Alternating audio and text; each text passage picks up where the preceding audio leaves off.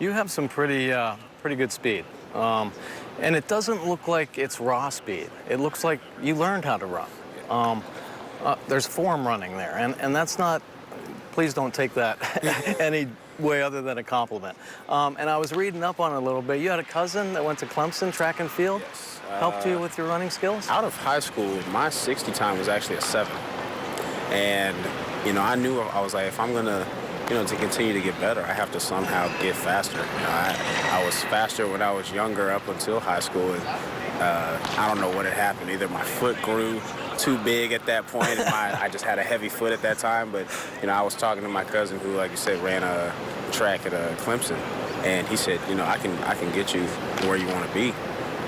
Started teaching me the fundamentals of running, you know, continuously working on just form, you know, and that's what I learned about, you know, running 60s in general. There was a lot of form involved to get your best time. You know, you only have, your first run is going to be your best run, and you have to make the most of it. Absolutely. Form, I equate that to efficiency on the baseball field. When you see runners and their arms are going all over the place and their legs are kicking behind them, they're obviously not going to be as fast, wasted energy. Same holds true on the baseball field. Defensively, and you've already made some great plays, cut some balls off in the gaps. Your pursuit angles are right on time. And I asked you earlier if you played football. You said you had played football at a younger age. You didn't carry it on because of your baseball, but those tight lines, those pursuit angles, those type of details in the ball games, I mean, that's kind of what separates you, and I think has given you this opportunity at the major league level. Yeah, it was put into me very early that, you know, taking balls off the bat just during batting practice, you know, they can help you get better.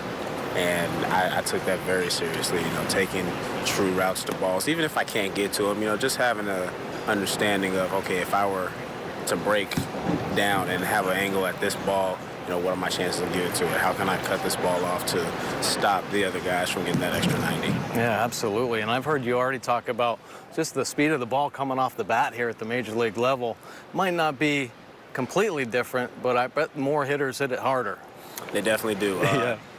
The hardest adjustment, I'd say, at this point has been to understand the carry of the ball. They do have a little more carry to them. It's a matter of almost overrunning it to give yourself the best shot, because it's gonna hit your glove at some point. You just got to make sure that you give yourself enough time to be able to set your feet. Well, okay, now I got to talk about your offensive game a little bit, the power, the efficiency in your swing. It's such a short, direct bat path. Who taught you how to hit?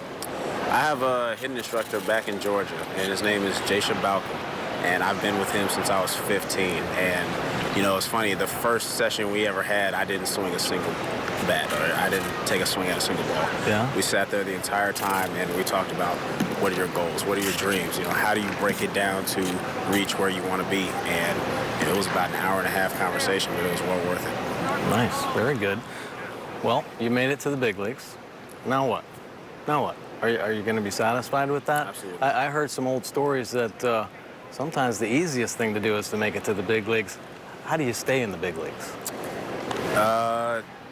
Continue to, you know, separate yourself, you know, continuing to, you know, have great defense, you know, be able to come through in situations offensively that, you know, need to happen in order to win ball games, and, you know, just continue to play hard as well. You know, that'll keep you up here.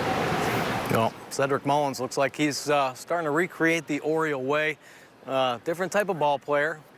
Traditional leadoff hitter, I'll say. Speed, power at the top of this Oriole lineup. Off to a great start to his major league career.